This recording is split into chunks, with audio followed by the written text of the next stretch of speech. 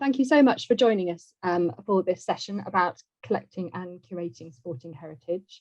For those of you who I've not met before, I recognise some names and faces from one of our earlier training sessions.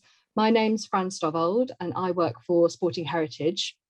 We are the subject specialist network supporting any organisation from your tiny local table tennis club through galleries, museums, archives, libraries, universities, private collectors, independent researchers, anybody across that whole sort of wide swathe who has a sporting collection. So we were a very, very broad church. I particularly look after our workforce development programme, so I run all our webinars. We have a series of peer-to-peer networks, including a football one, which we should talk about a little bit later, and I run our annual conference. So that's a little bit about myself. I'm very pleased to say that we're joined today by Sarah Priestley. Sarah, would you like to introduce yourself quickly before I do some housekeeping? Okay. Hello, I'm Sarah Priestley. I'm the curator at Watford Museum, and it's quite a sort of wonderful position for me because we have a museum that's local history, very much a community focused museum, and as part of that, one of the very strong themes is the collecting for Watford Football Club, but we also have other sporting collections as well. So I suppose I have a bit of a mixture of a broader community role and specific football heritage. Lovely, thanks, Sarah. So just before we launch into the session, I thought I'd do a quick bit of housekeeping. We're due to run for 2 hours. We have an absolutely packed session today. I will do my best to keep us running to time, but do bear with us if we run slightly over. We are recording today's session, so if you prefer to keep your cameras off, do whatever's most comfortable for you, as long as you're happy to chat and join in with bits of discussion and asking questions and feedback as we go along. That will be fantastic. There are closed captions enabled for this session, so if they are of use, you can toggle them on using your own Zoom controls. And just on a technical note, if for any reason your tech fails and you drop out of the session, just log back in using the same link that you've joined this morning, and I'll keep an eye on the waiting room. If for any reason the tech fails at our end and the whole session goes down, I will contact all of you and let you know if we can get back up and running within the allotted time frame or whether we need to look to reschedule. So I think that's all my housekeeping to start with. I thought I'd just start with a quick session overview. I've got a large presentation which we shall dip in and out of as we go through today. So just bear with me while we just bring that up. So let's just go back into there. So that's where we started.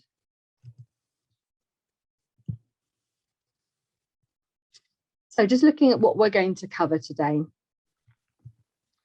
So we're broken into 2 hours, and the first hour we're going to look at where we are now, why we should collect sporting heritage and how it fits in with your collecting practice and activity programmes. Then we're going to look more about the nitty-gritty of collecting sporting heritage, looking at the sort of material that you could collect and terminology that's associated with it. We'll then have a comfort break, and then the lion's share of that second hour, we'll be looking at how you can use sporting heritage, and obviously throughout this session we'll be specifically, wherever possible, looking at football and women's football. We'll be looking at how we can use that to connect out to wider themes and help you develop your audiences. Now, before we get any further, it would be really great to know a little bit more about yourselves as a group. So if I come out of the share, Claire, could I start with you? Do you want to tell us a little bit where you're from and a little bit about your project, please? So hi everyone, my name's Claire. I'm the archivist at Rotherham Archives and Local Studies Service, located at Clifton Park Museum, and the Women's Euros is coming to Rotherham in June, and to celebrate we've got a Heritage Lottery funded project, and part of the project is to research the history of women's football in Rotherham and create an exhibition that's going to be at the museum in June. And there's lots of community engagement, a touring exhibition, and we've also got an artist that's going to be making that's going to have a merch maker station as well. So lots going on. Yeah, sounds busy. Sounds great though. Gilly, do you want to go next? Yeah, hi everyone. I'm Gillian from Archives Wigan and Lee. Lee is hosting 4 games, which is really exciting. So I'm just doing our kind of heritage offer, but working alongside like the arts teams and the music teams and things to cover quite a lot going on. So we're doing some contemporary collecting. So really excited to kind of learn today and find out what everyone else is up to. Brilliant, thanks, Gilly. Alex, do you want to go next? Hello, I'm Alex. I'm the Assistant Curator of Maritime and Local Collection at Southampton Museum, so mostly based in Sea City Museum. And we're mainly focusing on oral history and collection, but also a bit of contemporary collection. And we've found quite a few of the ladies who are on our 1970s team in Southampton, so they've been bringing in a lot of their items to show us, and while I don't think they want us to have them, I think we might be able to work out some way to digitize some of the material that they do have. And yeah, just kind of want to see what everyone else is up to. Lovely, thanks, Alex. Kirsty. Hi everyone, so I work with Claire as the Collections, Archives and Exhibitions Manager. So Claire's covered everything, so thanks so much for that, Claire. It's always good when somebody else goes before you, doesn't it? Save you having to jump in. And Megan, if you want to go next. Sure. Hi everyone, my name's Megan McGowan. I am with the Trafford Local Studies Centre and Archive. I'm the manager here.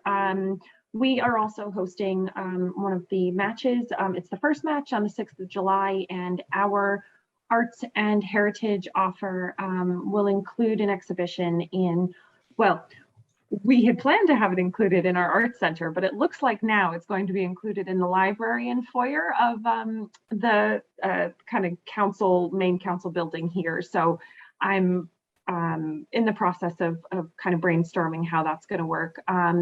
Similarly, we will be receiving hopefully some loaned items, and we'll also be putting forward an oral history program as well. So a lot of what everyone else is doing too, and just looking for ways to kind of create a relevant exhibition with the content that we're given. Brilliant, thanks, Megan. Well, so it seems like there's lots of similarities between your projects, which is unsurprising as you're all part of this larger project, but I'm sure there'll be lots of sort of local specialisms, and depending on who you're loaning items in from, or whether you're doing contemporary collecting, or whether you're speaking to the players from the sort of 60s, 70s and 80s. So hopefully we'll be able to pull out some of that as we go through. I thought that what we'd start off with is just thinking broadly about sporting heritage and thinking about the projects that you're working on and sort of the basis that you're starting on, because as far as I'm aware, none of you are in sports specific organisations. So I'm going to pop you into breakout rooms. So there'll be a group of 2 and a group of 3, and I'd like you to discuss 2 questions. One, does your organisation already collect sporting heritage? And if they do, what is it? But if they don't, why don't they? So that's question 1. And then question 2 is, does your organisation display any of its sporting heritage? And if it does, what does it display? And if it doesn't, why does it not? Because I think a lot of that will feed into some of our later discussions. So I'm just going to set the breakout rooms up now. Hello, everybody. That was a suitably short time, wasn't it? But I hope it gave you enough to get your juices flowing. I thought we'd do a bit of group feedback. I'm just going to set up a Jamboard for us. What was the answer to my first question? Who would like to go first? I'm happy to go. So Trafford Local Studies Centre and Archive does collect some sporting history or sporting heritage material, but for the most part, I think we do tend to consider whether it's more appropriate cited in Greater Manchester at the County Record Office or the National Football Museum, as the United Stadium is in Trafford. It still seems as if most of the material goes to the Football Museum. We do have historic collections that include various sport topics, but it's not something that we've actively pursued in terms of collections. Lovely, thanks. Anybody else in a similar situation to that with their collecting? Yeah, I think we are. We do have obviously sports heritage items in different teams. And a couple of years ago, we did a major exhibition about Southampton Saints. So we have items from there, a lot of oral history from there. But I think that was 2018, and I don't think we looked at women's football at the time, so we're kind of missing that. And in our archives as well, we have records from like now collapsed sporting organisations as well.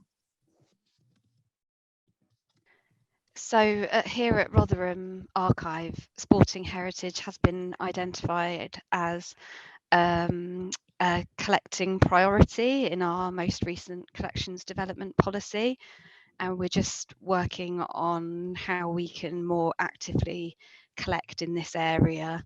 And we have recently acquired a large collection of archives and objects relating to the Rotherham Wheelers cycling club that were founded in 1920.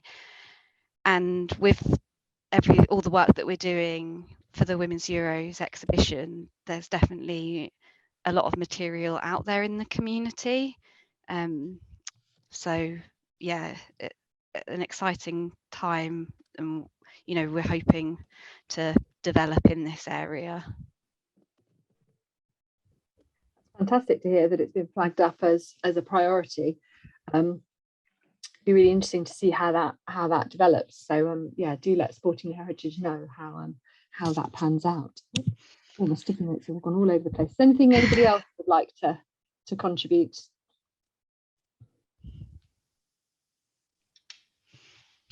Anybody else think that they might have it as a specific collecting area going forward off the back of this project? As Claire was saying, it will be in Rotherham.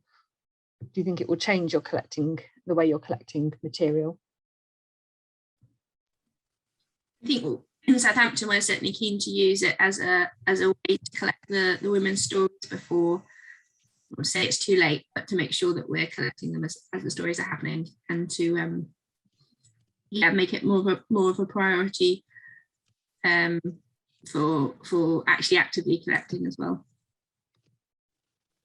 Yeah, I would say Trafford is the same now that there's sort of a focus. I had mentioned in the breakout room that a lot of our outreach is of course dictated by diversity and inclusion, but also library universal offers and kind of relevant community events that are also nationally relevant as well. But I think this event in particular gives us a start in momentum, especially for the next few years, given all of the big sporting events that will take place. Yes, splendid. Yes, because off the back of this, won't be long until we're into the Commonwealths, and then, you know, suddenly once you start getting into the sporting cycle, you'll realise that actually there's always the next big sporting event coming up. Brilliant. So let me come out of there. Let's just arrange those. So then the second question, are you displaying any of this material? So Alex, you said you'd had an exhibition about the Southampton Saints. Have you got anything in your permanent displays about sport, or has anybody got anything in their permanent displays about sport at the moment? Yes, we do. So the Saints exhibition was in 2018 in sort of like a temporary exhibition space, and which has since been turned into a permanent gallery called Southampton Stories, which tells the history of the city in different themes, and one of those themes is sports and leisure. So I think we've got space in there for 3 or 4 stories at a time. So we've got a condensed bit about Southampton Saints with some oral history, a bit about the cricket, which coincided with the World Cup in 2019, and I think also speedboats, difficult time of leisure at the moment. But we take those out regularly and switch them around, and then once they're kind of off display, the plan is to put them online. So we're building a new collections website, which is in sort of very near to launching. So once everything comes off display, those stories get uploaded there with the collections information as well. Lovely. How about everybody else? Trafford doesn't display much of the sporting heritage material that we have, although if there was some sort of EDI initiative or universal offers, initiative, it certainly would be included, but by and large, it's not the first thing that's selected. The tooth extractor is much more popular, it seems to be at the moment. It depends. So you think it's the sort of wider agenda that's preventing the sporting material from Yeah, coming out? I was explaining that the archive service is just off of the one of the libraries in the borough. So we do tend to kind of feed into their programs quite a bit, but there is a hope in the office to have some of our own programs kind of take priority, so we can do a little bit of both side by side. But at the moment, it does often, we do aim to complement the library offers more than not. Yeah. So at Clifton Park Museum, we really don't have anything on display at the moment in terms of sporting heritage, as far as I'm aware.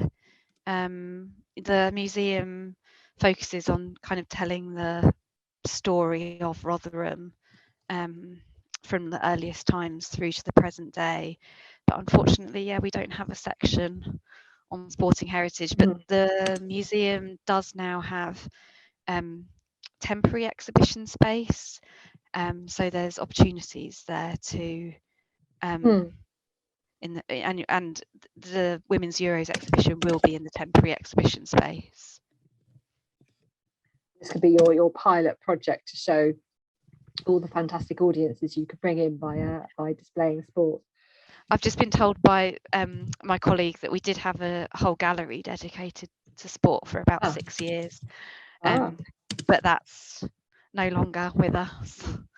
Yeah, I'm not sure what the decision was in getting rid of that gallery, but yeah, we're looking to do more kind of co-produced exhibitions with the communities. So, you know, we're looking to be more inclusive and diverse and not dictating what the programme is, working with the communities to decide what the programme is in the future.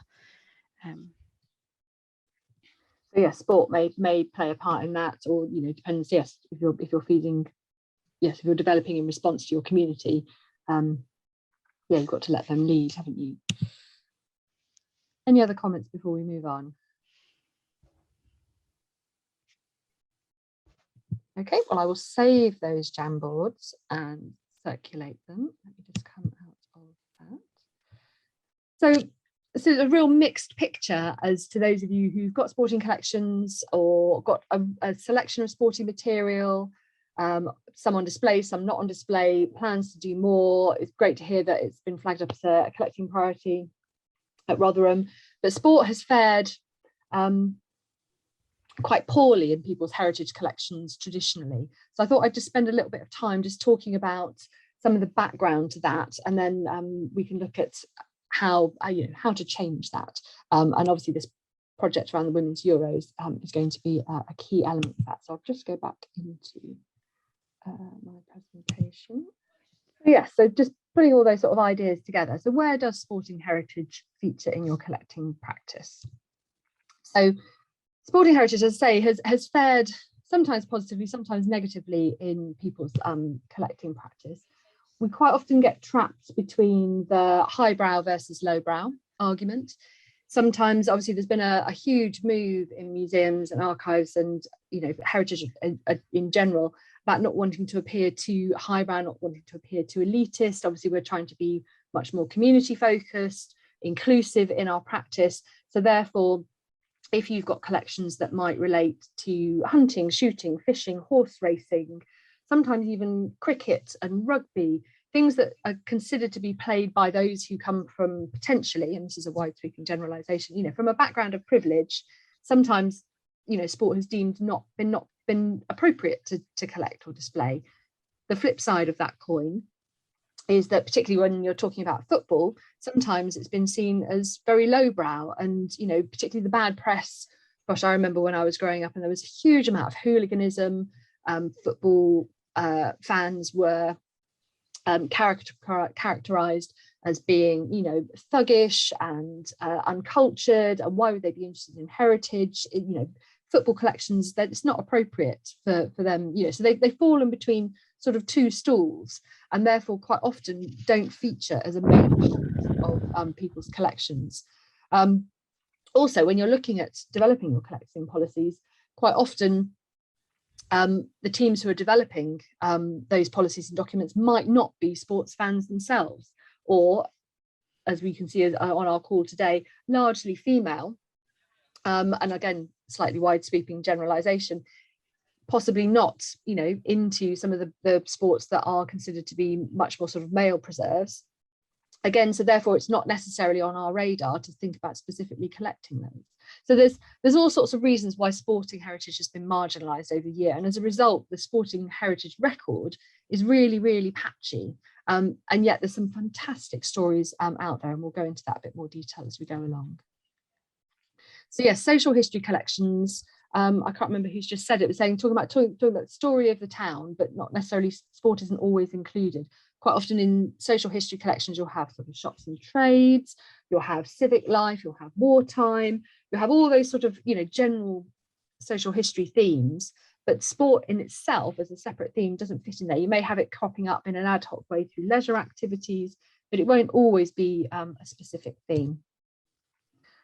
Touching on something I've mentioned already, sometimes sport is seen as a male preserve, and therefore if you've got all female teams, or you're wanting to have something that appeals to everybody, it may be considered not appropriate or not relevant, and it's actually very hard, and I'm sure some of you may have found previously that historically very little has been collected about women's sports. There's been very little to balance out those sorts of ideas that sport is can sometimes be a very much a male preserve, and as a result lots of women's sporting heritage and history has been lost, or women feel that it's not important to record it.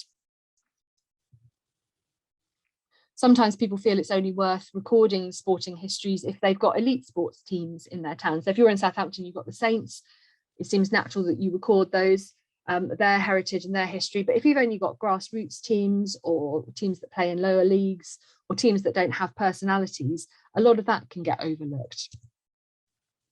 Or that only the stories about the great and the good are recorded, the heroes. But quite often the rich material within sporting heritage is not just about those who are the top goal scorers, or those who, you know, won the league. There's so much more about the actual involvement of sport and what sport can bring to your collections and your stories. Quite often people feel it's something that someone else should be collecting, and sometimes it is. And this goes back to, I think, a comment that Megan made, where you look at where a collection should fit to complement you know, the broader collection. So it may be that it goes to your county archive, it may be that it goes to the National Football Museum, or you pass it on to somebody else, but then it's sort of leaving a gap in your collection somewhere along the lines, if that happens all the way through. But so, you know, so that's a sort of a balance you need to strike within your organisation. Sometimes people feel that it should really only go to a sports specific museum, but then, you know, you're missing some of that community history sometimes. Sometimes it's something that's collected but not displayed, as it's not always understood. I think sport suffers from people feeling that they really need to know about the sport, or know how to play the sport, to be able to collect it and display it with confidence. But I'm sure you've all worked with collections where you've had to go and research them, or go and find out more about them. I have to do it every single time I work with an archaeology collection, because archaeology is not my forte at all. So the number of times I've had to read up about prehistory or the Romans, I should know it by now, but every time I have to do it again, because it's just not something that where my interests lie. And sport is the same with that. But sometimes that can mean that if people feel that they don't know about the sport, or they haven't played the sport, it can mean that sporting collections sort of languish in the stores. Or people feel that they can only display sport, you know, sports display for sport's sake, as it were. And if you haven't got the space in your galleries or your display programme to have a sports specific display, then maybe, you know, other things will win over. Going back to, you know, again, I think Megan, you mentioned, when you've got other agendas that you're looking to deliver against, having something that's purely about one sport might not be, you know, a high enough priority. So it's looking at how you can display your sporting collection, linking out to some of those other agendas that are going on, and that's what we'll look at in the second hour. These two things are linked.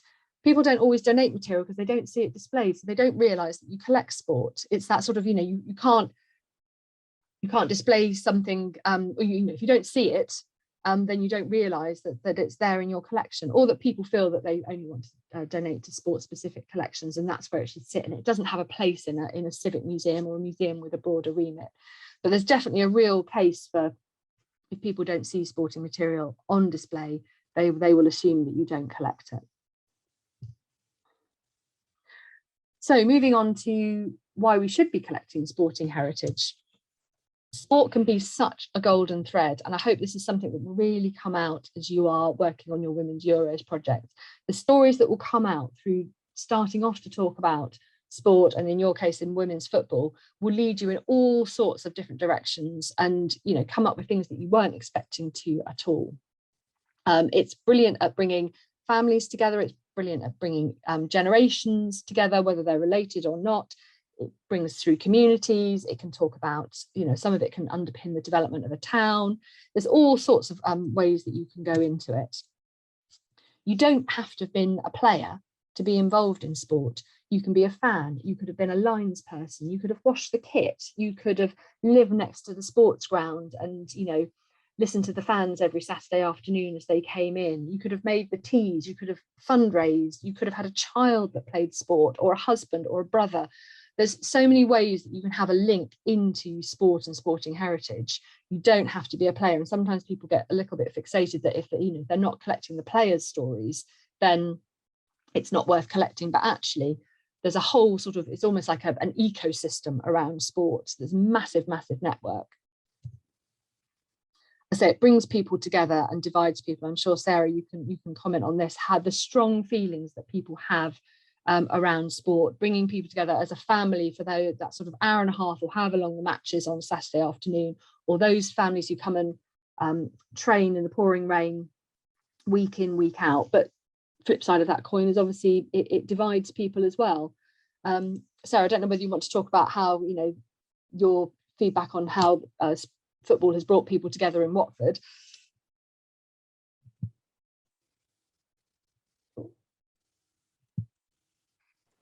Sorry, I was still on mute. Sorry about that. Yeah, absolutely. I mean, for example, this Sunday I was at a Watford Football Club women's match, and I went with a group of Watford fans called the Women of Watford Football Club. And so they're actually working on different areas like social activities, women going together to matches where they might have felt a bit anxious about going by themselves, or away trips, and also doing advocacy work and networking, community work, sort of raising the profile of women. And we were actually going to be doing some heritage with them. So things like that, there's so many ways. The photo that you have here is Anne Swanson, and there's a Watford stand just been named after her. There's very few stands around the country, certainly in football stadiums, where there's a woman who is named, and certainly if it is, it's someone who's put a lot of money into a club. But Anne actually ran the Junior Hornets and the Family enclosure for Watford Football Club in the 80s, and she was part of a sort of female staffing choices by Watford Football Club. So it's amazing, you know, these women have such an important part of social history, because it was a time of hooliganism, and, you know, football seeming unwelcome for many. And Watford certainly, and other clubs were doing this, that they were trying to create welcoming spaces, create family areas. You know, it was actually, people have said they felt safer in the stadium on a match day than they did in the town centre. So those kind of connections and how you can reach out to people and collaborate. And we've got a town that is connected to football, but you've got lots of people that aren't into football, but they'll still love the social history side of it, and the fact that they live next door to a player, or their aunt used to work at the club, or, you know, there's generations of women fans, as well as you know, the women's side of the actual football game. Lovely, thanks, Sarah. Right, let's just move on. There we are. So, oh, and you're even in that photo now. I'll get you to talk about that photo in a moment. Okay. So it's a great way to develop your audiences, and I think Sarah's just touched on that. As part of Sporting Heritage, we've had a number of funded projects running over the last few years, and we've looked at audiences for Sporting Heritage, and it will come as no surprise that we need to find out more. As with all sort of audience data collecting, it's quite a patchy picture across all of our membership, let alone those who are specifically collecting sporting audiences. But generally, if you can appeal to those who've got an interest in sport, and particularly I think you'll find with your Women's Euros projects, you will bring in people who aren't necessarily your traditional audiences. So it's a great way of bringing new people across the threshold. And I think people are, because there is that strength of feeling behind sport, there's a real word of mouth when you have sporting displays on, that people will bring other people because it stirs up so many memories, or it's something that they don't see frequently. So I've just put the link in there to our Understanding Audiences report. So there's quite a lot about the data collection in there, but there's also a lot about what we're doing as Sporting Heritage to try and put together a much more detailed and nuanced picture about audiences for sport, because we know they're out there and we're just trying to define them. And the more that we find out, we will share with everybody through our work. But yes, I think it's a great way to bring in new audiences, and particularly you'll find that people are interested in sports. You might be a football fan, but you're not only a football fan, but you're also a rugby and cricket fan, or you watch the snooker, or you're into the athletics. So they're not, as with we are complex creatures as humans, aren't we? So we don't just like one thing. So you can put on all sorts of sporting things, and you'll find that the audience actually is really broad. Hopefully this is something, again, you'll find out, or you'll be doing as part of your Women's Euros project. Sport can really challenge people's perceptions. Going back to that idea of highbrow and lowbrow, obviously all sorts of people will be following this year's Euros, and football as a whole. You look at the high profile museums that have sprung up over the last sort of 10 years. I mean, the relocation of the National Football Museum from Preston to its location in Manchester.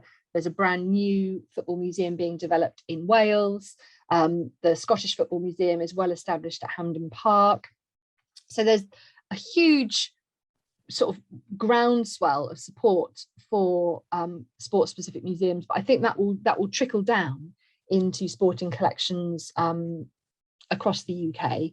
And it's a great way to sort of challenge perceptions about what people think about sport and both sporting players and sporting fans. It's not necessarily a football example, but at the moment at Lord's, the curator there, Charlotte Goodhue, has put on an exhibition, which is on at the moment, about the evolution of women's cricket. And they've got a not dissimilar background to women's football. People think that women's cricket is a relatively new thing, but actually women were playing cricket actually far earlier. The women's cricket goes back to the 15th, 16th century.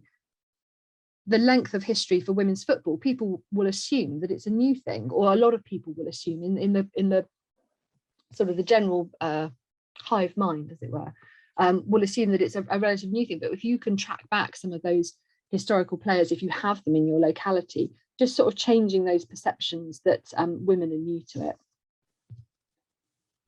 And this is the thing that I think is quite exciting about working with sport. It allows you to be quite creative in the way that you use your curatorial voice.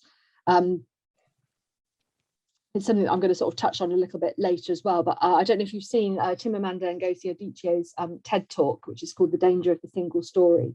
And she talks about her experience of coming over from Nigeria to study in the States, and her roommate thought that she would only listen to tribal music and not be able to use a stove because she had one story, she knew one narrative about people who came from Africa, and couldn't even distinguish between all the countries across the continent. So if you can tell your story about women's football from, instead of telling one single story about it, you can tell it from lots of different perspectives. Whether you talk to players, whether you talk to fans, whether you talk to people at grassroots level, whether you talk to people at elite level. So you're really creating that really rich sort of diversity within your stories. And then people won't think that football is a new thing for women. They won't think that women are, can't play the game because, they can't think strategically. All those terrible sort of not slightly misogynistic things that people sometimes see in the press about women's football.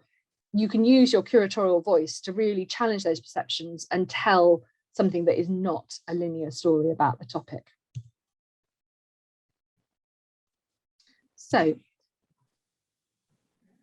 what sort of things will you be collecting for your projects? Who wants to jump in there? We've talked a little bit about contemporary collecting. We've talked a little bit about oral histories and speaking to some of the players from the 1970s. But have you any idea of the actual material that you'll be collecting as part of your projects, even if it's only in on loan?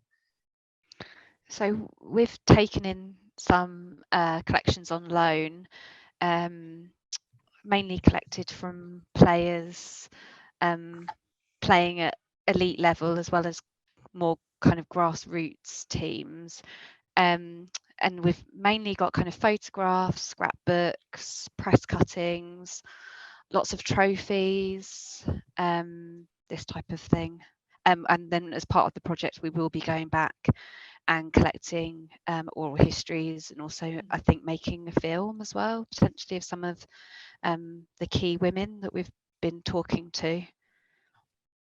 That sounds good. How about everybody else? Trafford would be the same, where we'll be collecting oral histories, but then also really hope to collect contemporary sort of ephemeral items, trophies, leaflets, brochures, ticket stubs, things like that, things that tell a story on a community level. Is anybody collecting anything different, or does that sort of sum up where people think they're going with their collecting? Yeah, I think we're also asking, sorry. So we're also asking people to, because we're talking about the fans, so we want merchandise that people have made themselves, or any scrapbooks.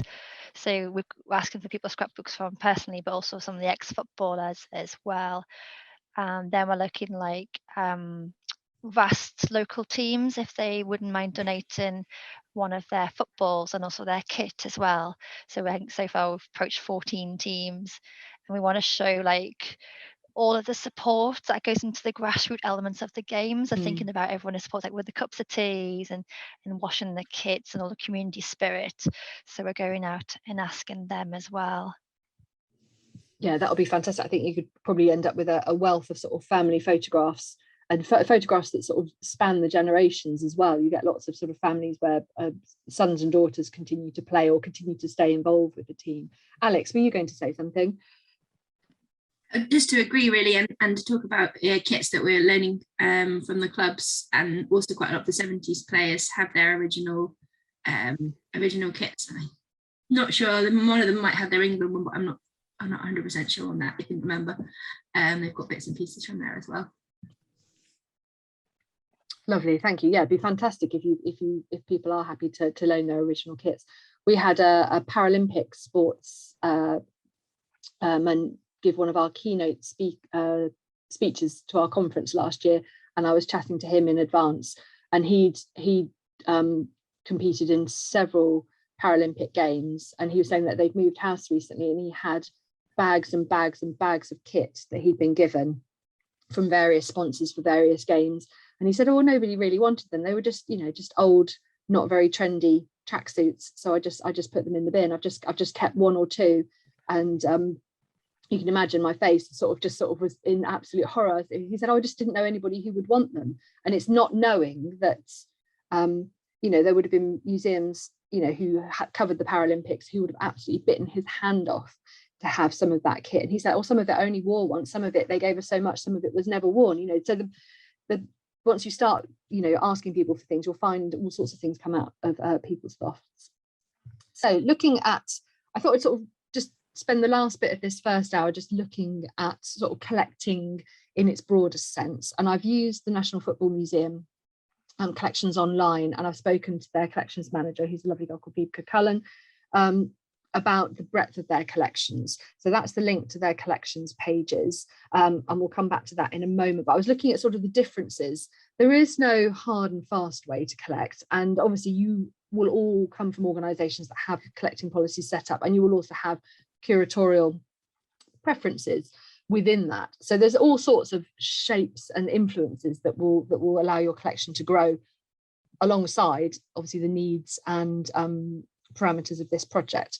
So we'll look at some of the National Football Museum in Manchester stuff in a moment, but I also pulled out some of the collecting priorities from the Scottish Football Museum, which came up as this, and these are quite in contrast to some of the sections that are in the Manchester Museum.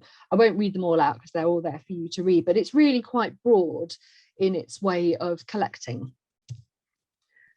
And what I would say when you're thinking about your collecting is think about the context. Think about the things that are going to bring out those rich stories for you. So if you've got trophies being donated to you, it's not, you know, if you a display of lovely silver trophies is, you know, impressive in itself, but what you need, and I'm sure you're all aware of this, are the stories that sit behind it. You know, who was that trophy awarded to? Who actually held it? What did it feel like on the day to be given that? How much training and hard work went into actually getting that far into the competition? Who was it awarded by? You know, was it awarded by one of the heroes from, you know, their previous football incarnation? So it's thinking about those sort of contextual things. So much with sport, particularly for women's sport, and particularly if you're talking to players who played in sort of the 70s and 80s, they will have had to fit their footballing activities probably around their working life, probably around their family life. So it's looking at how those things sort of jigsaw together, you know, looking at the motivation that kept them going, the determination. So it's thinking about the context around the items that you're being donated. So again, it's that opportunity to really think laterally and be creative in how you might want to curate those. And sorry, I've kept my terrible football puns to an absolute minimum, and it has been hard.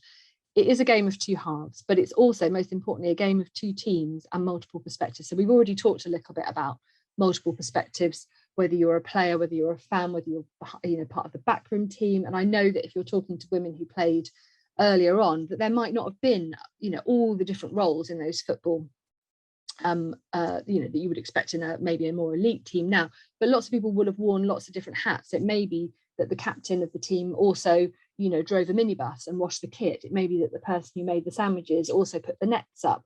You know, it's trying to come at it from all those different points of view, but also think about who your teams will have played against. I was listening to Hannah Cockcroft, the Paralympic racer, who is one of our Sporting Heritage ambassadors, and we were talking about trying to work out who the other people within a competitive field were. We were talking about how para sports are massively under-recorded, and you only know about key people in the sports. And she was saying when she was growing up, she was only really aware of somebody like Tanni Gray-Thompson because she was so successful in her wheelchair racing, but she would have raced against thousands of other people. But where are their stories? And it's thinking about, you know, different perspectives on the same event. And football, particularly, you know, women's football, will be brilliant at that because the women will have different views, you know, from opposing teams.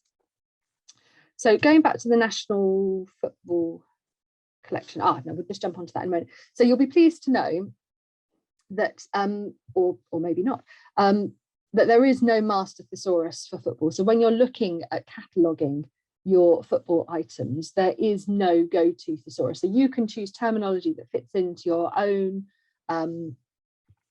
thesauruses within your own organisation, or you can look out there for other places, and that's where we'll be referring to the National Football Museum material in a moment. But if you're in any way unsure or unconfident about how to catalogue your collections, the resource is out there, and obviously you will be contacting and in dialogue with some of these people as part of your collecting practice. So it may be that you can bring them in to help with your cataloguing. And Sarah, I think this is something that you can talk about that you do at Watford. Is that right? Using your fans to help with the cataloguing?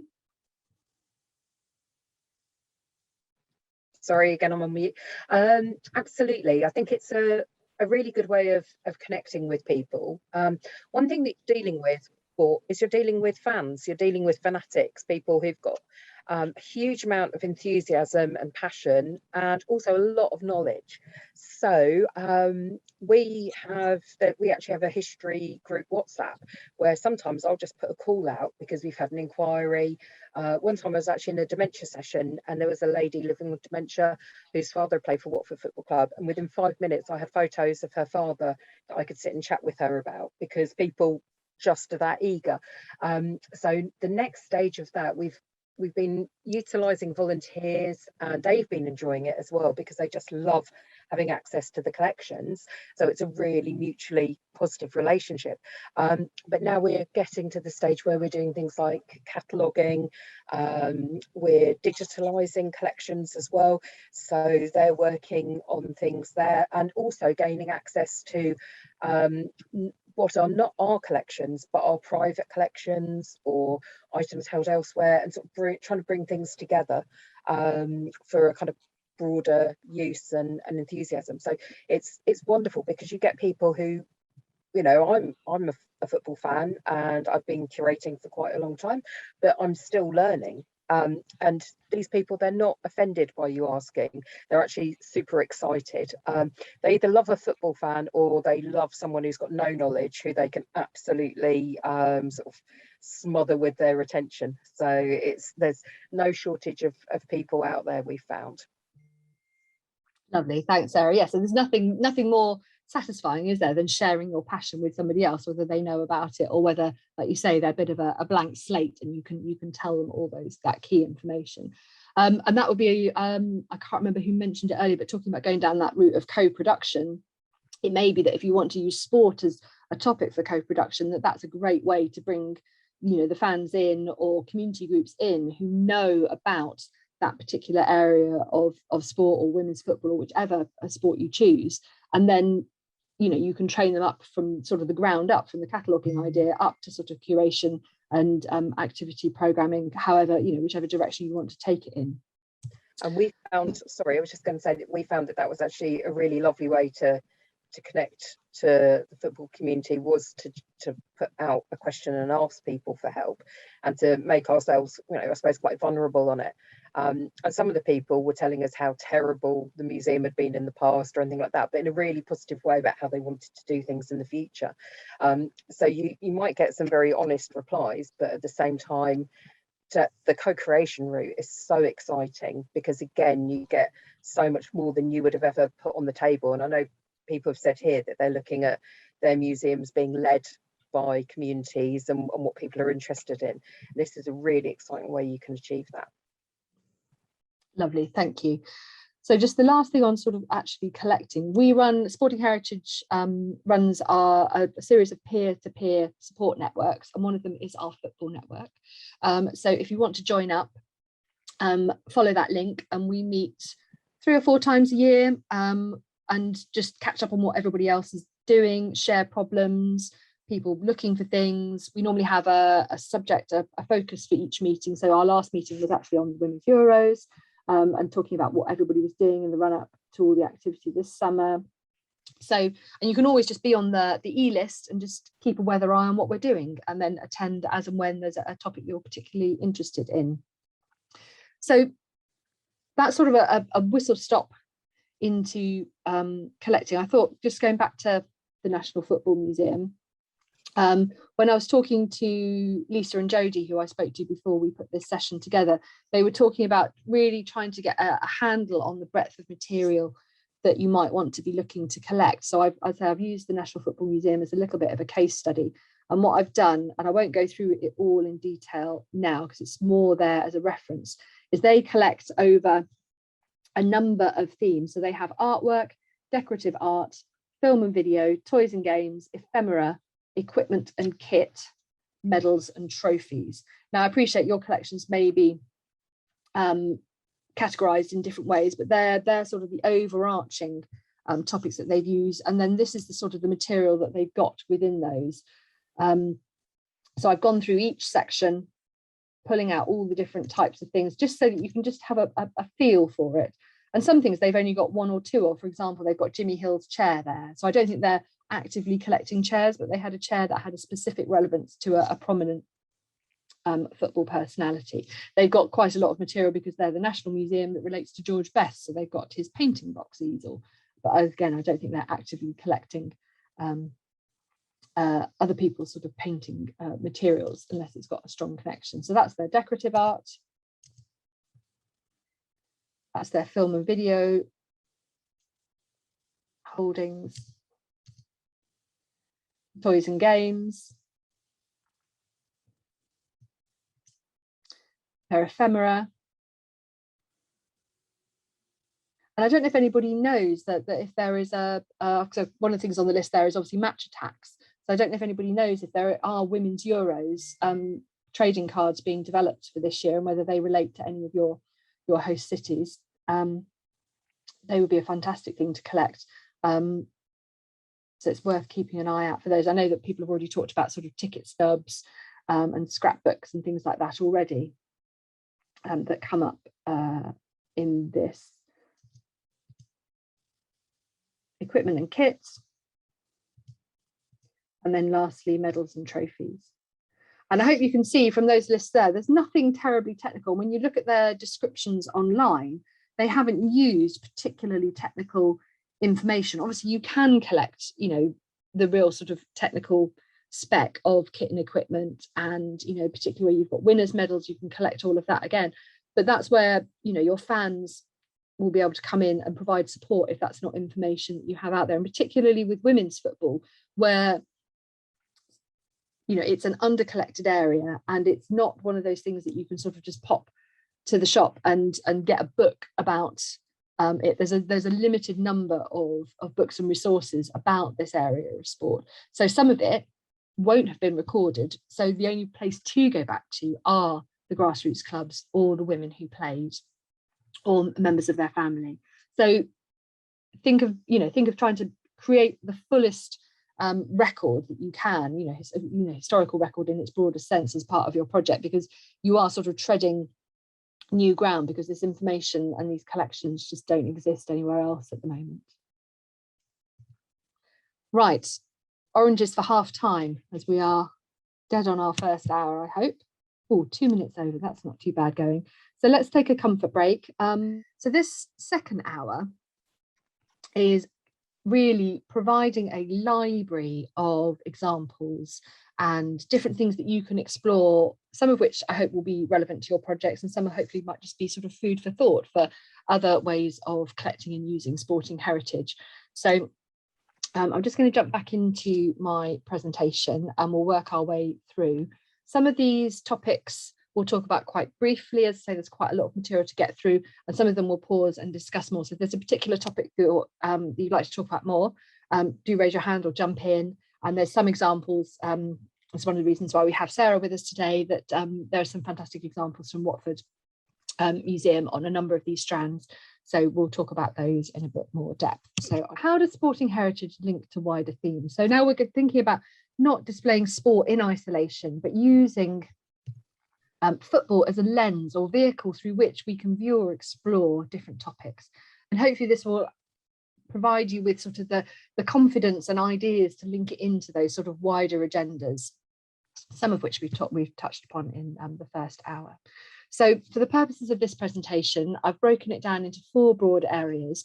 So we'll look broadly around the role of women, community cohesion, equality, diversity and inclusion, and health and well-being. So obviously the right place to start is looking at the role of women. Sarah, do you want to just tell us a little bit about that photograph? Yeah, I'm off of me. This is one that was donated to Watford Museum as part of a set, and it actually came to us via Watford Football Club. So again, thinking about the connections can be incredibly broad.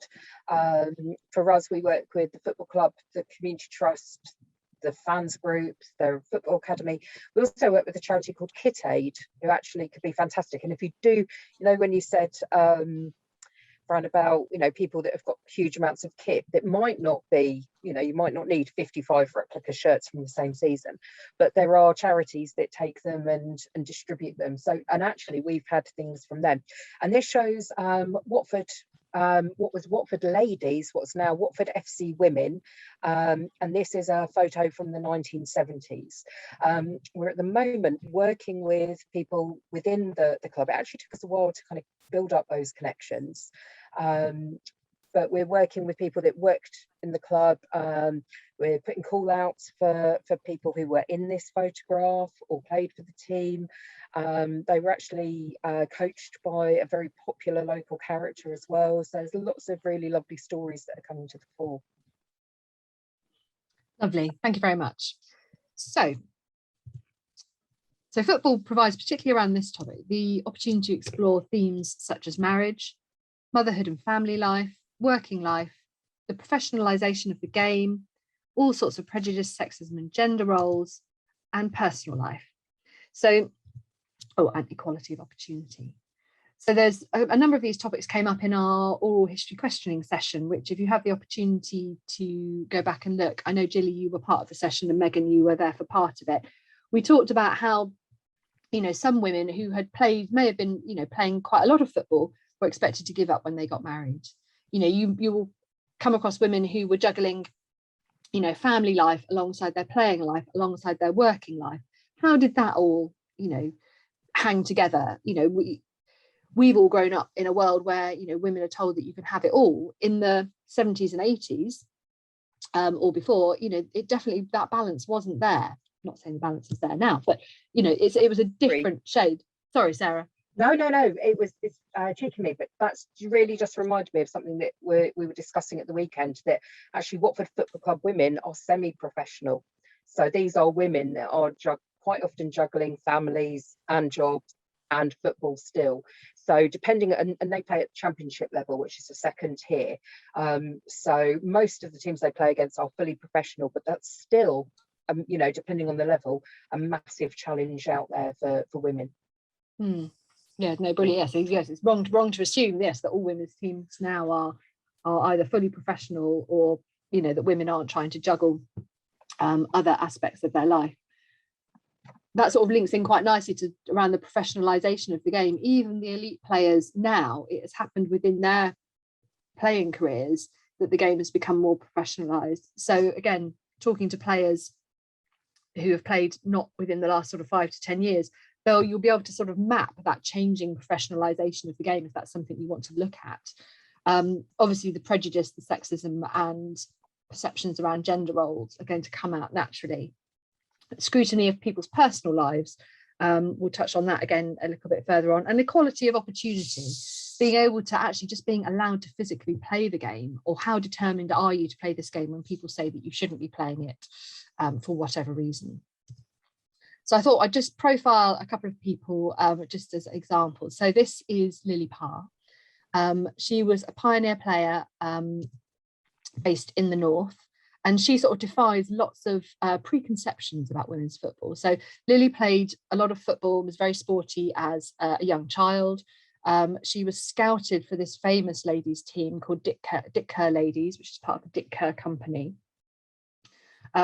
She was a clever and technically gifted player. So when you hear, derogatory things said about female players, that they don't understand the strategy, they don't understand the offside rule. There are players dating back, over 100 years who absolutely disprove this. She was also a very powerful player. She came up against a male player who was being discriminatory against her. So she took a goal against him, and the force of her kick broke his arm. So, not to be underestimated in any way. She was a prolific goal scorer. Her playing career spanned more or less from the First World War up to 1946 or thereabouts. She scored nearly 1,000 goals in her playing career. She was determined to play. So in that time span, from 1921 onwards, obviously the Football Association had banned women from playing on FA associated or affiliated grounds.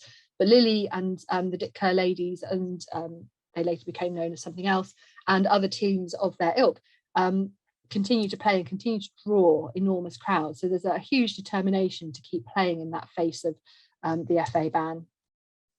She was openly part of the LGBT community. She went on and trained as a nurse. and lived very openly with her partner Mary. So, you know, at a time when, you know, it wasn't necessarily fully accepted to be openly out within the LGBT community. Sorry, somebody has just knocked on my door. I'm just going to go and see who that is. I do apologise. 2 minutes. Yeah, so while Fran's away, I mean, this is something that we find is really exciting as well, is obviously the connections with the LGBTQ plus community. We have Kelly Smith, who was born in Watford and struggled quite a lot to get to play football, but went on to play for Arsenal ladies in England and be one of the most successful women footballers of all time. And one of the things that we actually have in our collection is her in OK magazine with her wife and their children. And she said, you know, that, you know, 10, 15, 20 years ago, she could never have imagined living her life the way she has. So the scope there as well for connecting for women and wider is fantastic. So I was just saying about. Thank you, Sarah. So sorry, somebody knocking on my door. I don't normally get callers during the day. So sorry, slightly put me off my step. So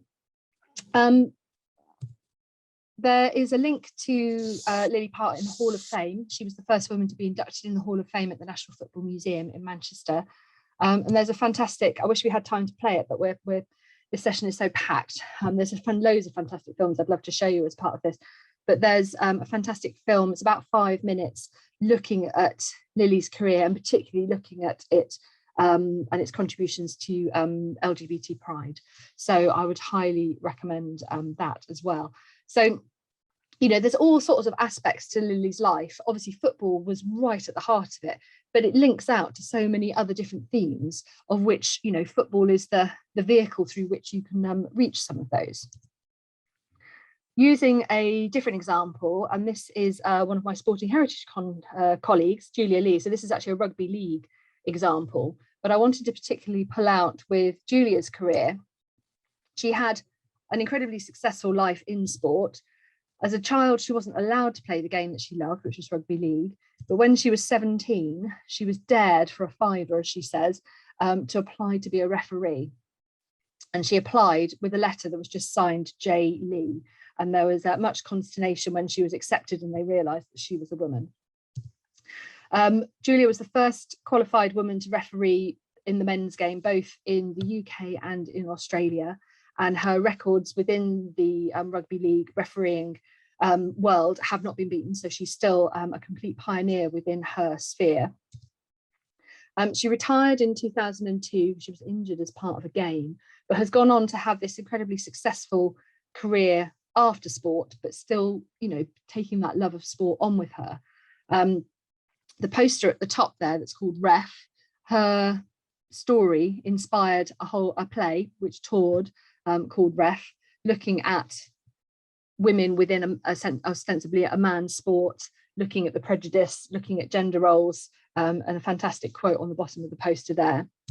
But Julia also went on to work for the RFL for many, many years. And she also set up her own business looking at coaching and personal development, personal support, which she still runs to this day.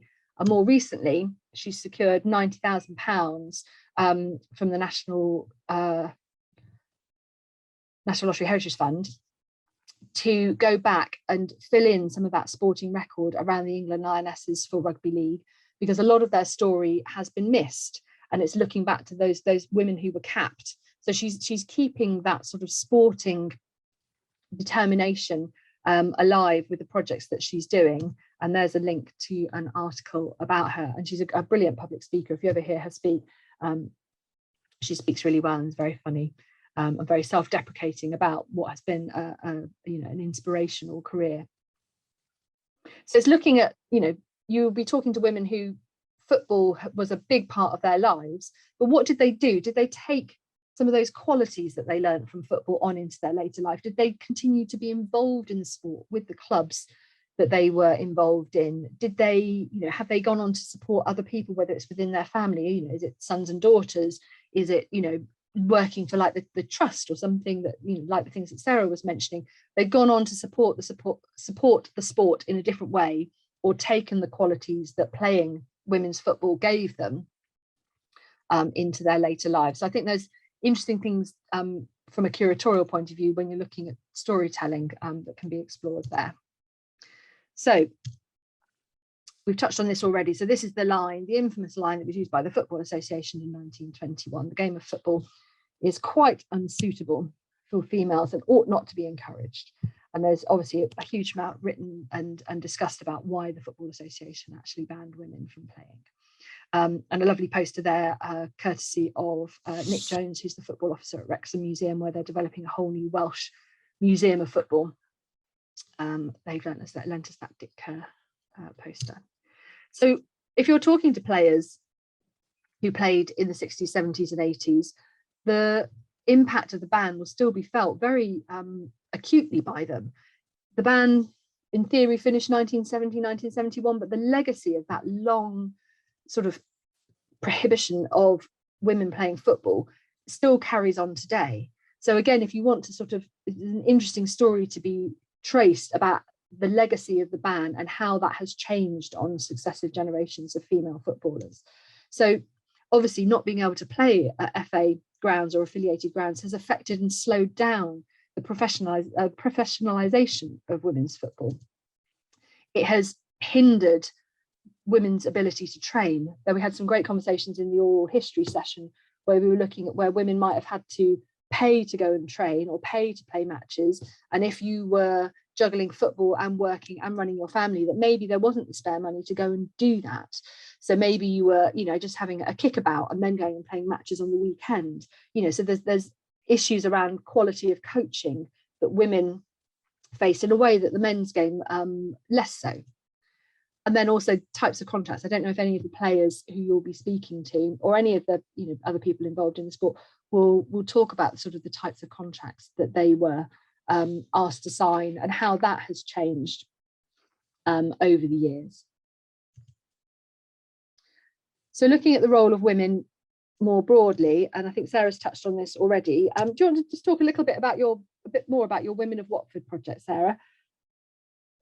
Yeah, so that's something that's coming through. The Women of Watford was established actually only last year, and it was tended to be set up it's a very mixed group of women of all different ages, from teens to in their 70s, but it was because women had felt there was a bit of pushback, like you're kind of pictured there actually of sort of younger fans and things like that women and girls felt that they were perceived in particular ways.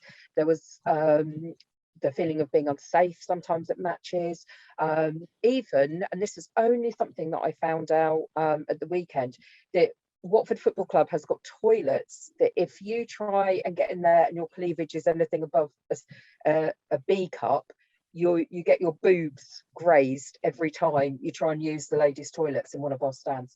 Now, I didn't know that was a thing, but actually, if you're a woman coming to a match and it's your first match and you don't feel welcome, those kind of things can have a really sort of, a knock-on effect. So we're looking at fans' experience. We're mapping the fact that Watford has always had women fans.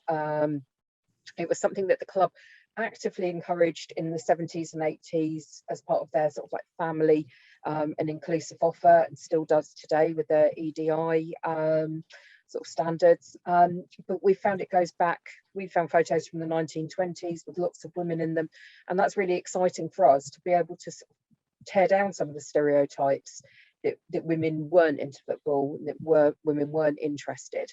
And also, I mean, we just started today, there's a publication that goes out that we're actually doing a takeover of, looking at women's history in Watford in sport, and getting sort of female voices and sharing things. So it's really exciting, but it's also, again, it's that idea of connecting up and leading where fans quite often want to take us on different sides of things. Lovely, thanks, Sarah. And actually just picking up on what you were talking about, the cramped toilet conditions, not only just for fans, but for women teams, quite often, where did they get changed into their kit? Did they leave the house wearing their kit? There's all those sort of stories behind that. Could they be openly seen wearing their playing kit? And, or did it attract derogatory comments or positive comments.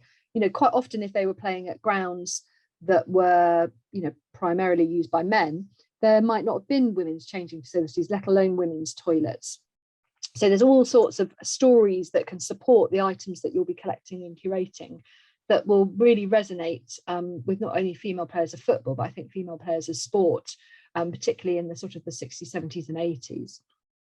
And refereeing as well is an area that's still coming through. There was a match recently where a woman referee wasn't able to participate because they didn't have the proper changing facilities for her. It was just for men, whereas Watford have a specific sort of changing room with designated private spaces so that everyone can get changed, and you can have a mixed, you know, you can have men and or women refereeing men's and women's matches. And you'd like to think we were beyond that now, and that would be just automatically catered for, but clearly not. There are other projects around that collect fan history, and I'm sure there will be in your host cities. The one that came to mind, it's not specifically a women's archive, but the Red Archive, which is put together by a girl called Emma Case, looks at fan memories, collections or histories of Liverpool Football Club. And she's got quite a lot on her website, and some lovely interviews with women on there as well. But obviously they're talking about the men's game, but it's that female perspective on football. And then actually we've touched on Anne already. So Anne was the lady that Sarah talked about, who's now got a stand named after her because of her work with the families at Watford. So sort of developing a theme of women, looking at sort of the treatment of women. I don't know if any of you recognise this rather glamorous looking lady, but this is Ada Hegerberg, who won the Ballon d'Or in 2018. And when she was being presented the Ballon d'Or, the presenter asked her if she would like to twerk, which obviously is a completely inappropriate thing to ask. And there was an enormous backlash against this. And it's just a prime example of how women, even at the height of their game, she's an elite player, and she was still being asked something that was completely inappropriate in a very, you know, in a public award ceremony. And she said at the time it didn't particularly occur to her how sexist and misogynistic it was, but there was a massive backlash against it. And one of the supportive quotes came from Andy Murray, the tennis player. I won't read it to you because you can read it for yourselves, but it's, you know, it's that idea that, you know, a man wouldn't be asked those sorts of questions, so why would you ask them from an elite sports person just because they're a woman? Some other examples, we ran a webinar last year where we were lucky enough to have sort of an in conversation with Laurie Hoey, who was part of one of the Women's FA Cup winning teams in the 70s. And she talks about her experiences. So if you're looking at if you're looking at something for a bit of inspiration before you go and talk to any of your players from the 70s, I would recommend looking at Laurie's webinar. I put the link in there. It's on our Sporting Heritage YouTube channel, but she also talks about the things that she was aware of and the things that actually looking back now seem very sexist and misogynistic, but things that were sort of accepted because they were just part of the time. So it's very easy to be, you know, to be quite revisionist in the way that we look at things, but some aspects, rightly or wrongly, of the way that women were treated were just accepted. And it's striking that balance when you're you know, curating your exhibitions about where you stand on that. And this the photograph that she provided us here of Carrie Staley, as you can see, Carrie has been asked to lie on the floor on a very muddy football pitch, and the photographer asked her if she would like to put lipstick on before being photographed, to which I think Carrie quite rightly told him where he could go, because, you know, that wasn't part of her as a person and wasn't appropriate for her as a cup-winning footballer. But at what point would you ask a man to lie down in what is perceived to be, you know, a sexy position on a muddy floor? You wouldn't. But at the time, she said she just she was more thrilled that they'd won the cup and thrilled to have the newspaper coverage. But looking back now, you know, that just would not be acceptable. There's also some great coverage within that Women's FA Cup webinar of one of the ITV presenters where they're commentating or doing a sort of a narrative description over shots of the female team in the baths in sort of the post-match celebrations. They're all jumping around fully clothed, clearly just thrilled to have won, and it cuts away and there's lots of horseplay, completely as you would see in any sort of men's celebration, and they sort of end off, and there's sort of a throwaway comment at the end where the presenter says, "Oh, I think we just cut away from that too soon. It looked like it was about to get interesting." Just terribly misogynistic comments. And yet when we spoke to Laurie about it, she said, "Well, I didn't even notice that at the time, but actually thinking about that now, you would never comment on women in that way." So there'll be all sorts of stories like that if you're speaking to players from the 70s and 80s, and sadly there will probably be from players now.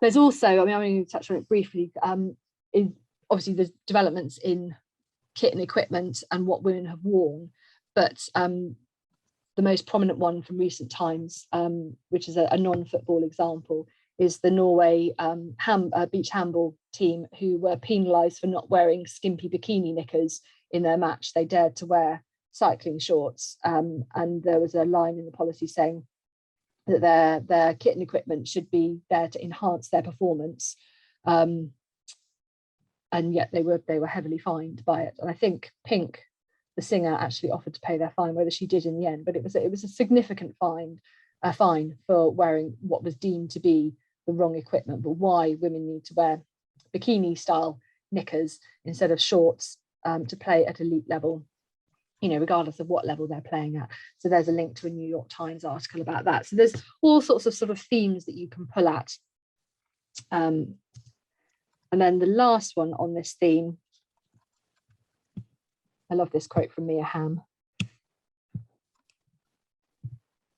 So derogatory comments, the number of times you hear in the playground, or you hear when you're playing sport, "Oh, you run like a girl, you hit like a girl, you can't do anything like that because you're a girl." And obviously Mia Hamm turned it completely on its head. And for those of you who aren't aware of Mia Hamm, she was a incredibly successful, arguably probably the most successful American female footballer of her generation, played in 3 World Cups and the 3 Olympics, and incredibly successful, but obviously quite quick off the mark when standing her ground as a female in this sport. This is hopefully something that you'll be tackling as part of some of your exhibitions, about the perception of the women's game, because it doesn't get the media coverage that the men's game does, because it doesn't have the finance and the money and the cachet that the men's game has built up over years and years and years, over decades. There's a perception that the women's game is less good, or they are less talented, or it is new. And it is none of those things. It is different, but it is still football. There shouldn't be a men's game and a women's game. It is just football. And these were just some stats from, I don't know if any of you have come across Fiona Skillin. She's based up at one of the Scottish universities, and is a specialist in women's football. And she has written a number of articles. If you Google her, you'll come up with lots and lots of her work. She's also been in a number of podcasts talking about women's football. If you're looking for research around sort of the more statistical and academic side, I would highly recommend Fiona's work, and another of our Sporting Heritage colleagues, Carol Osborne, as well. So in one of their reports, Fiona had included this statistic that only 4 to 10% of media coverage in sport was of the women's game, which, when you think of the amount of activity that's going on, although that coverage was positive, that's still, you're fighting an absolutely uphill battle. And it's one thing to be determined enough to play, but to still not get the coverage.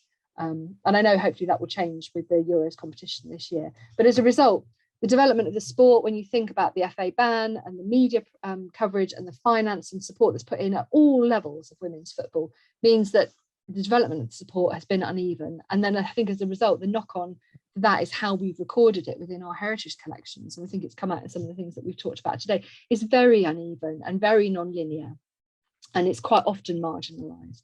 So I would definitely recommend looking up Fiona and Carol's work for an academic approach.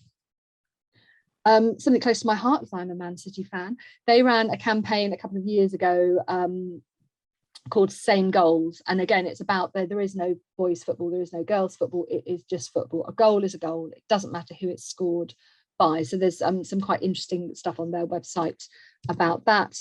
And for those of you who aren't aware, Sporting Heritage supported the National Football Museum in a funding application, which was successful about 5 or 6 years ago, for them to really look at their collecting and display policy. And what came out of it is they now have a 50-50 policy, where they're working towards 50% of the content being the male game, men's game, and 50% of the content being the women's game.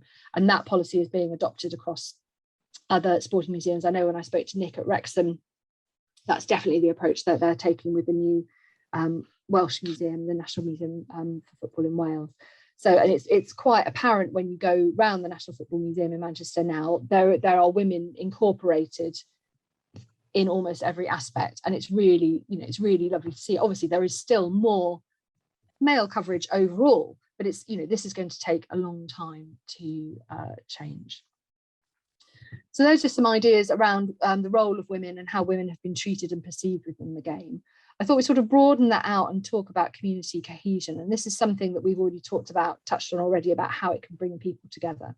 So the images we've got on the screen there are from the Wondrous Place exhibition at Liverpool Museum. And it's this idea that football brings together people, is that sense of belonging and that sort of family, even if, you know, it's the sporting family. It gives people that sense of place and that sense of identity, even if it's just for the time of, you know, the match, whenever that might be, whether you're playing at elite level and, you know, it's that Saturday afternoon, or whether it's, you know, a wet Wednesday at grassroots level, at whatever level. So the Wondrous Place Gallery at Liverpool Museums looks at all the things that makes Liverpool fantastic, and obviously sport is a really strong theme in that. And they've not only got football, but they've got the horse racing at Aintree and other sports included as well.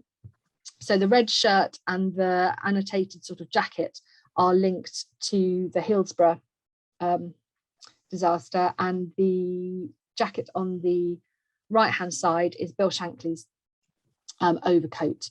So obviously a prominent Liverpool coach, but they've really included sport in what has really contributed towards the identity of the city. So there's a link there to the place on the Liverpool Museum's website, but there's also somebody's done a review and they've done a walkthrough and created a little film. And if you look at how it's been displayed, not just the sporting aspects, but also the other aspects within that whole gallery, it's quite a creative curatorial approach. So I would really recommend that. Another different spin on community cohesion. This is in Wakefield. And this was a temporary exhibition called the Playmakers exhibition. Now, quite a working class area. There was a massive factory that was run by the Horbury family, which later became taken over by Dunlop Slazenger, made sports equipment for sports at all levels across a whole range of sports, all made by the local community. And for many, many years, there was nothing within Wakefield Museums that showed this massive influence. You know, it was where a lot of the community got their income from. People who played sport, both locally, nationally, internationally, had sports equipment from this particular company. So they brought it all together, and I really love, I wish it was still on because I'd love to be able to go and see it. But you can see they've created this really crazy timeline, really creative, really colourful, linking all the different types of sports equipment and how it's sort of developed over the years. So there's 2 blog posts that have been written about the Playmakers exhibition. But again, it's looking at that influence that sport has had on a local community and how it has sort of underpinned the prosperity of a local community. So it's looking at sport not necessarily from a playing point of view, but how it's brought people together just to keep, you know, their lives going. And then the final one on community cohesion, looking at it from bringing people together, is this exhibition, which is the story of sport in Mansfield.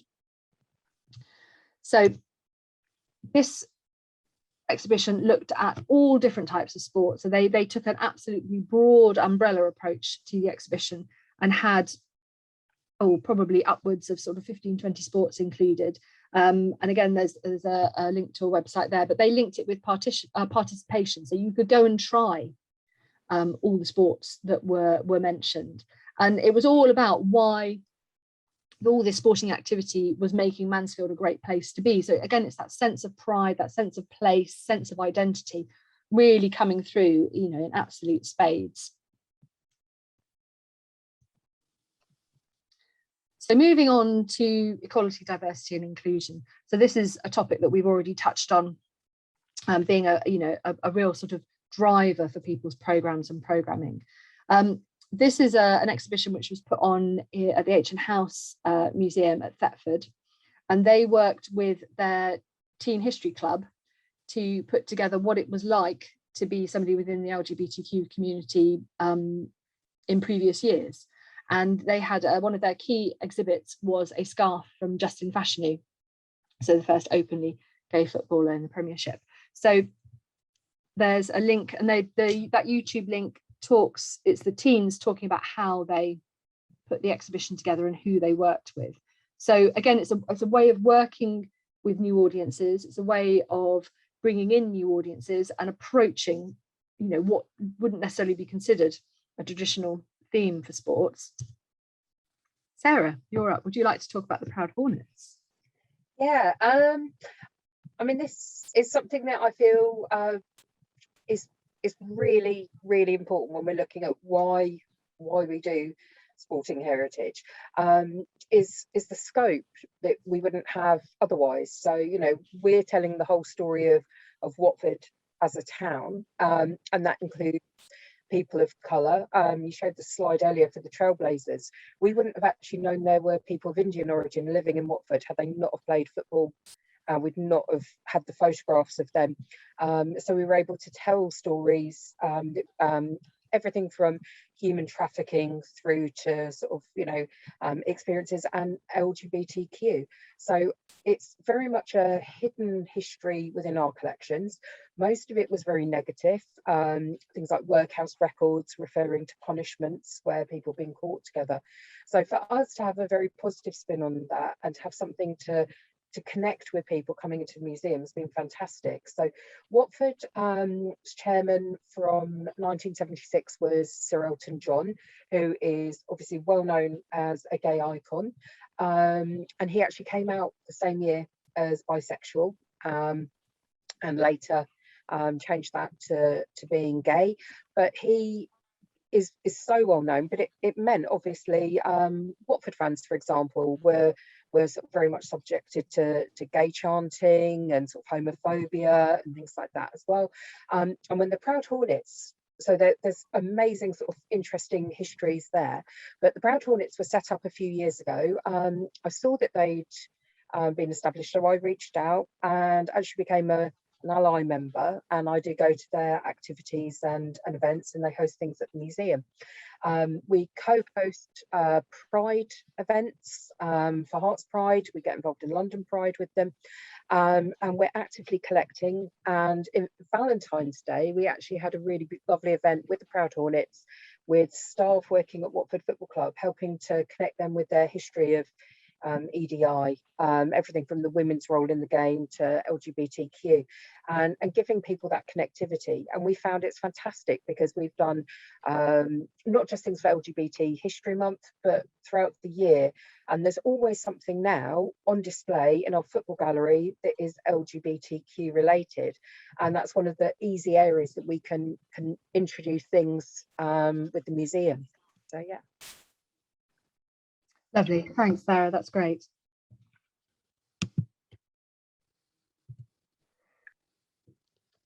So just moving on, so the other,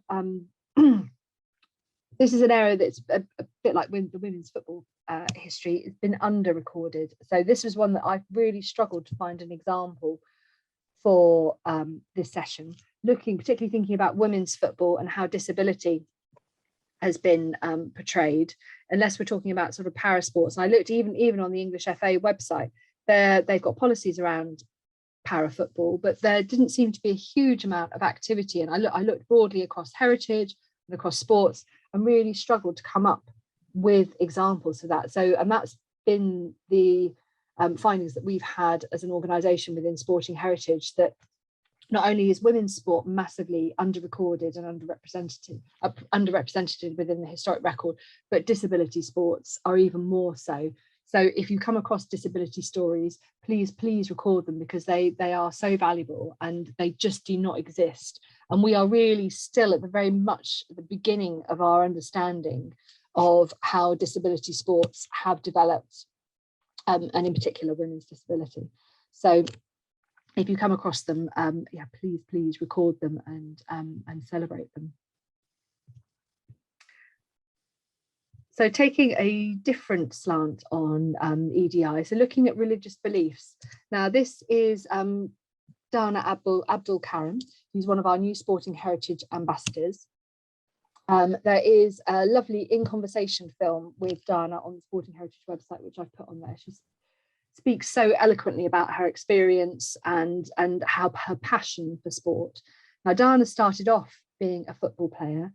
Now she but wasn't able to carry on for many reasons, but one of the key ones is it didn't fit with her Muslim beliefs. There was too much contact. They struggled with her wearing the hijab.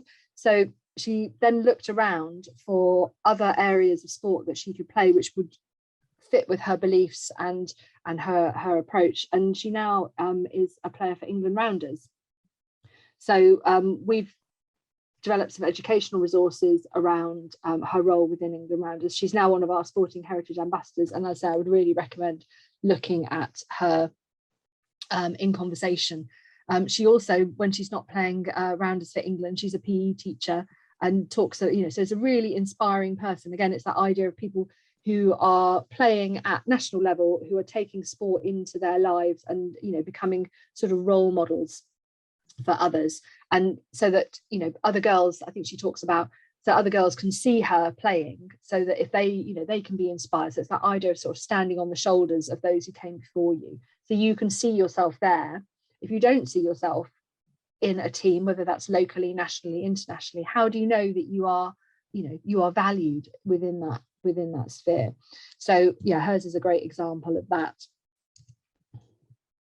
And then there are a couple of resources that I wanted to include that link to racism. One is Third, and which I would really recommend, which looks at how to bring people together regardless of race through football. And I know that Ruth, who works for Third, was going to be on this course, but unfortunately couldn't attend at the last minute. So it would have been great to hear more about her, but I would definitely recommend looking at the fantastic work that Third does if you're not aware of them already. There's also a fantastic film on the Scottish Football Association YouTube channel, which is called United We Stand, and it looks at how football has brought together people from all different backgrounds who've been new to Glasgow, who come in either as refugees or have come in from other countries, and how football has been the one thing that's brought them together, and it's created again that sense of community and that sense of family. And there's a really lovely, quite poignant film on their YouTube channel. It's definitely well worth looking at. And if you're particularly interested in working around this area of looking at ethnic minorities playing football or women's football, I would recommend looking at the material that we've produced by my colleague Chris, who ran our Ignored Heritage pilot programme, and there's a report on the website, and that's the link to it, looking at how the role of ethnic minority players has been represented within sport, how it's perceived, and the knock-on that has, both in the men's and women's game, across all sports, but just how some of that doesn't translate into the elite game. There's lots of different minorities playing at grass levels route, but it doesn't translate, and why is that sort of disconnect? And it's much broader than that, but it makes a really, really interesting read if you're looking at connecting with local communities for your project. So moving on to health and well-being.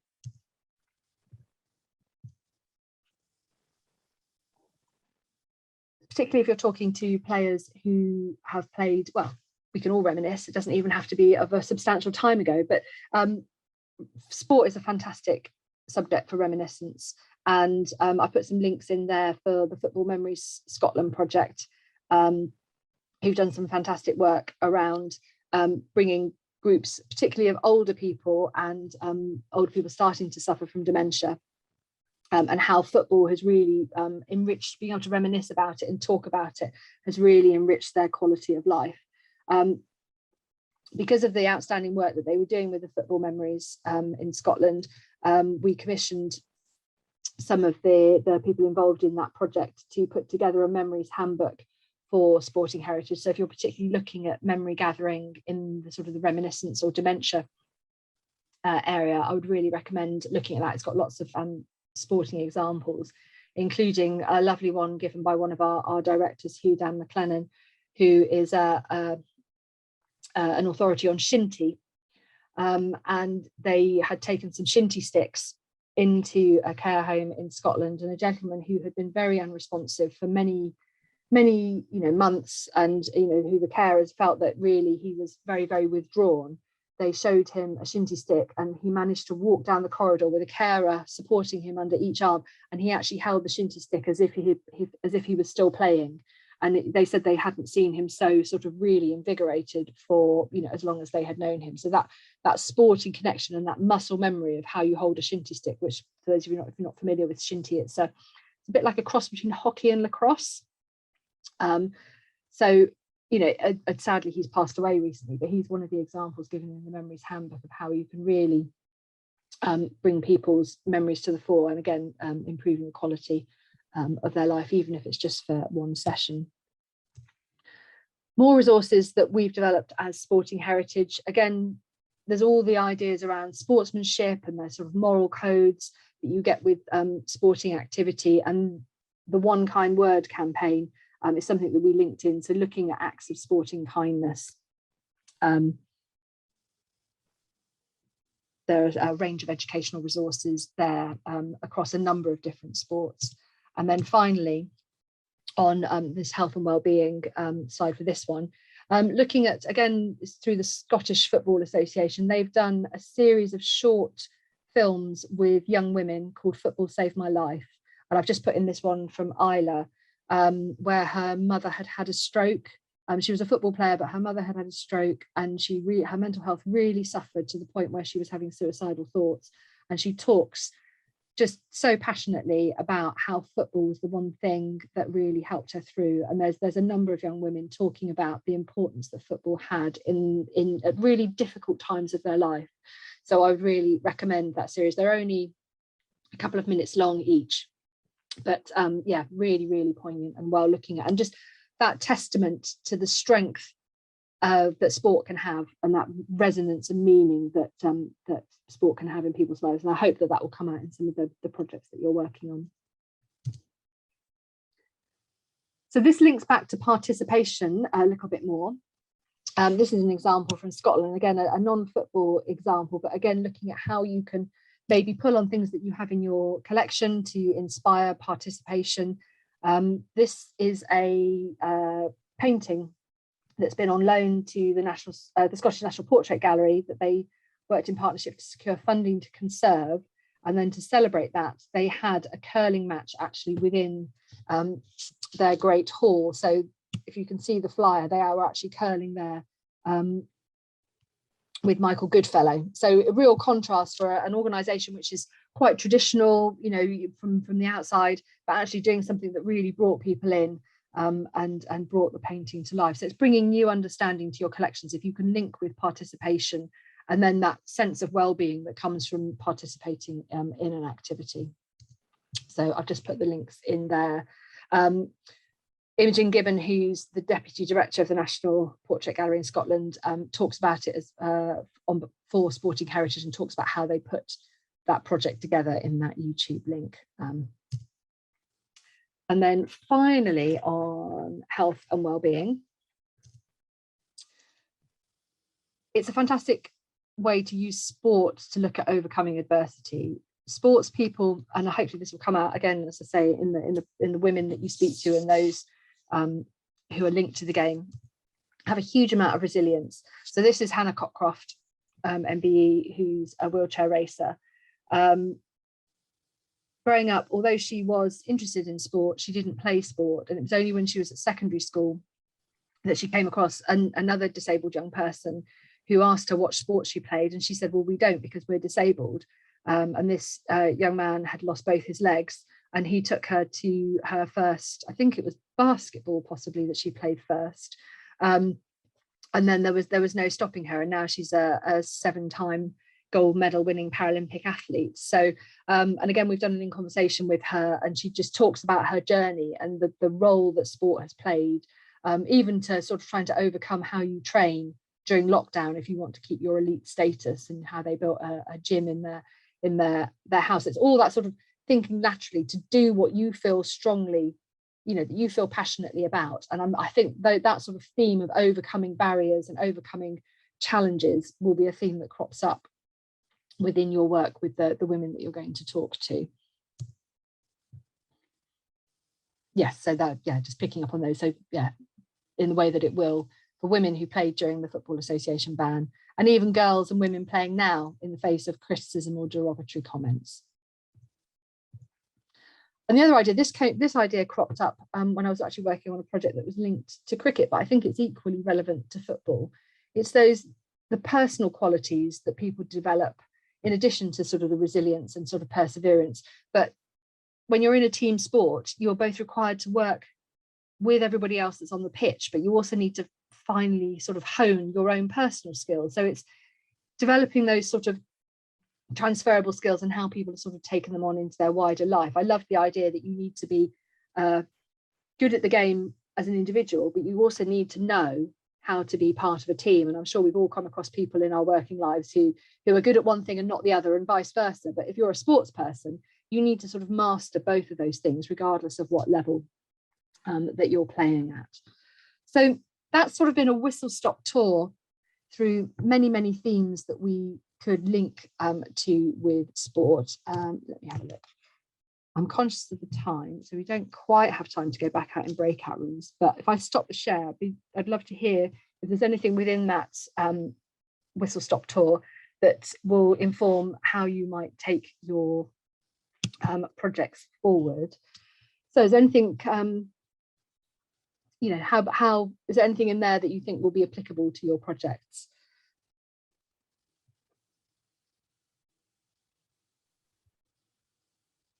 Anybody who's going to jump in, or should I do a once around the screen? Go on, Megan. Again, I'll jump in. I really liked the first point about sport being kind of a unifying factor, that you don't need to be a professional to play and to understand it and be able to share the enthusiasm for it. So I think there is a lot of potential to maybe interpret some of the Euros history as, of course, you're going to highlight the inequalities, but it's easy to focus on the negatives. But I think if you look at it in more of a positive and constructive way, there's a lot of really subtle messages that can be delivered, and some of these things about perseverance and teamwork and such, it doesn't have to be so heavy-handed. So I think I appreciate a lot of these themes because I think it'll give, like you were saying, a really robust and different curatorial voice as opposed to maybe what I would have initially defaulted to. I mean, there can be quite a lot of snobbery, that you play for this team, I play for this team, our team is better than yours. But actually, there's also the flip side of that, is that sport can be incredibly democratic, because if you're a sport fan or a sports lover or a sports player, you've suddenly got this connection with other people. It's almost like an unspoken language. You've got this, as like I say, it's this golden thread that unites you with people from all over the country who, if you bring together people across all the host nations, there is something that brings football players and football fans and lovers of the game together. Anybody else got anything they'd like to contribute? Go on, Sarah. Sorry, I was just going to add something to what Megan was saying. And actually, I'm going to that match that you were saying about at Old Trafford, so I'm really excited about that.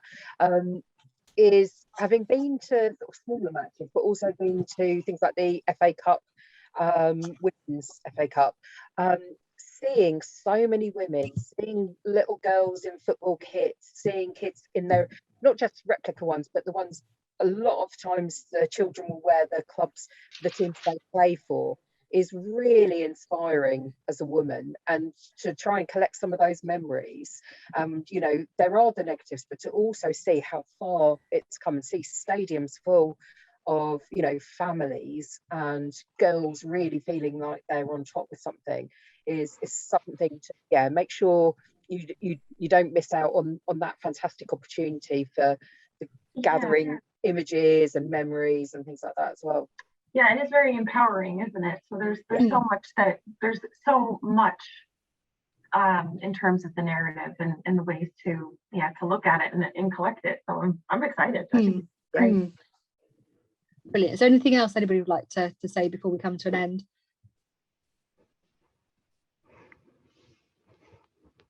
Stunned you all into silence. That's fine.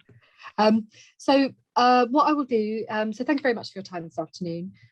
It has been quite a run through, a canter through quite a lot of content. You're welcome to contact me if there's any other things that you would like to discuss. I've just put Sarah's email in the chat, and I know that she's happy to be contacted if anybody wants to talk about any of the fantastic work they've been doing at Watford. There are all sorts of aspects of Watford Football Club activity that we didn't talk about today, so there's all sorts of mileage to be gone there. I will circulate the recording of this session, and I will send you through a copy of my PowerPoint slide deck that's got all those references in as well, and then you can cherry pick the ones that work for you and explore them further, you know, as you see fit. But just before we end, is there any other questions, anything we've not covered that you would like to chat about before we come to an end? No? Lovely. Well, thank you very much for your time this afternoon. I really look forward to seeing how all your projects develop and hope to be able to visit some of them once they're up and running. And yeah, wish you well for the rest of your Wednesday afternoon. Thank you.